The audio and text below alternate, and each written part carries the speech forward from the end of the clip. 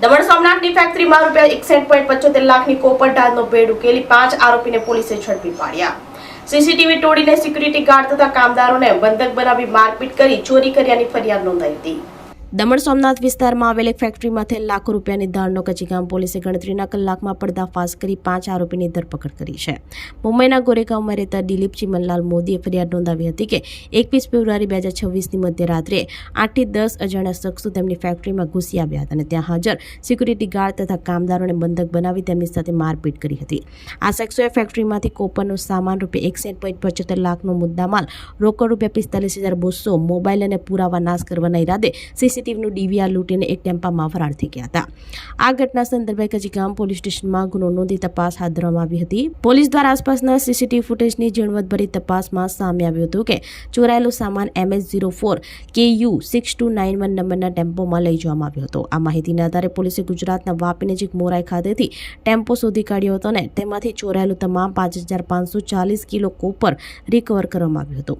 પોલીસે tempo driver Akbar Ali, Ahmad Ali Manihar રહેવાસી વાપી તેમજ મહારાષ્ટ્રના રહેવાસી કબીર ઉસ્માન શેખ અને બેતુલ્લા રૂઆબ અલીની શરૂઆતમાં જ ધરપકડ કરી હતી। તેમની સઘન પૂછપરછમાં જાણવા મળ્યું હતું કે આ ષડયંત્રના મુખ્ય 2 સૂત્રધારો નાની દમણનો રહેવાસી અબ્દુલ સલામ અબ્દુલ રબ ખાન અને મહારાષ્ટ્રના થાણેથી પકડાયેલ બદરે આલમ મહેમૂદ આલમ ખાન ઉર્ફે બિલ્ડર છે, જેમને પણ પોલીસે ઝડપી લીધા છે।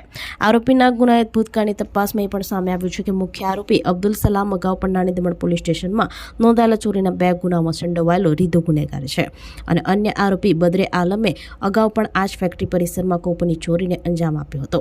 હાલમાં પકડાયેલ પહેલા 3 આરોપીઓ જ્યુડિશિયલ કસ્ટડીમાં છે, જ્યારે બંને મુખ્ય સૂત્રધારો શનિવાર સુધીના પોલીસ રિમાન્ડ પર છે। આ ગુનામાં સંડોવાયેલા અન્ય ફરાર આરોપી જેઓ સુરત અને મુંબઈના વિવિધ ભાગોમાં હોવાનું જણાયું છે, તેમને પકડવા માટે પોલીસની તપાસ સઘન રીતે ચાલી રહી છે।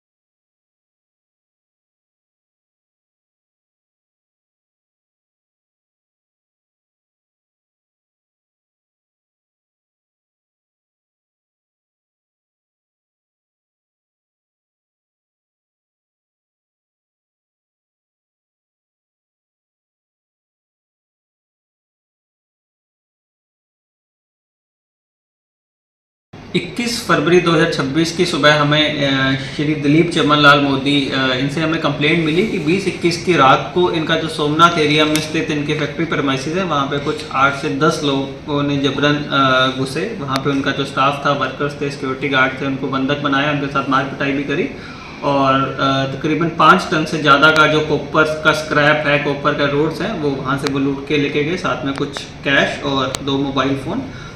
तो तुरंत इसके ऊपर हमने डकैती और अन्य धाराओं के तहत मामला दर्ज कर आगे की कार्रवाई शुरू करी।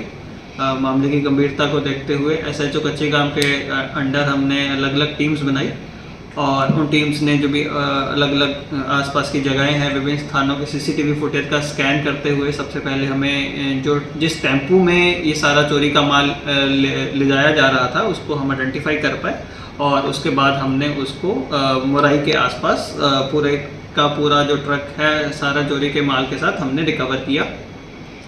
जो ट्रक का ड्राइवर है उसके साथ 2 और अन्य व्यक्ति 3 व्यक्तियों को पहले हमने गिरफ्तारी करी, जिसका ट्रक ड्राइवर है अकबर अली अहमद, वापी गुजरात का रहने वाला है और 2 अन्य आदमी जो हैं ये कबीर उस्मान शेख महाराष्ट्र का रहने वाला और बेतुल रुआब अली ये भी महाराष्ट्र का रहने वाला। ये 3 लोगों की हमने गिरफ्तारी करी। इनकी पूछताछ से हमें पूरी जो वारदात है उसके बारे में पता चला और पता चला कि जो एब्सकॉन्डिंग अक्यूज हैं वो सूरत और मुंबई के आसपास के लोग हैं और जो मास्टरमाइंड है उसके बाद हम 2 मास्टरमाइंड को जो अरेस्ट करने में कामयाब रहे। एक मास्टरमाइंड का नाम है अब्दुल सलाम अब्दुल खान जो कि नानी दमन का ही रहने वाला है और दूसरा है बदरे आलम खान एलियास बिल्डर जो महाराष्ट्र का रहने वाला है। तो अभी तक कुल 5 लोगों की गिरफ्तारी हुई है और जो पूरे का पूरा कॉपर है वो रिकवर कर लिया गया है। हाँ, इसीलिए इसमें जो भी अप्रोप्रिएट सेक्शंस है मारपीट का, डकैती का, वो सब लगाए गए हैं। टोटल 5 आरोपी अभी तक पकड़े गए हैं। आगे की जो छानबीन है वो अभी जो अभी तक इन्वेस्टिगेशन है उसमें अभी 4 से 5 और लोग हैं जिनके लिए धरपकड़ ऑलरेडी हमारी चालू है। जो पूरा का पूरा कॉपर है वो सारा रिकवर हो गया है। આપણી સંકલ્પ ન્યૂઝ ચેનલને સબસ્ક્રાઇબ અને લાઇક કરો, બેલ આઇકન દબાવો જેથી આવનાર ન્યૂઝ અપડેટ્સની નોટિફિકેશન આપના મોબાઈલ પર સૌથી પહેલા પહોંચે. Like, subscribe and share the video.